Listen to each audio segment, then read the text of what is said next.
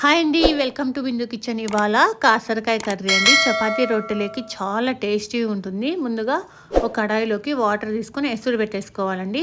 క్లీన్గా చేసుకున్న కాసరకాయలని వేసేసుకొని 5 మినిట్స్ పాటు బాయిల్ చేసుకోవాలండి. ఎక్కువసేపు బాయిల్ చేసుకోకూడదు.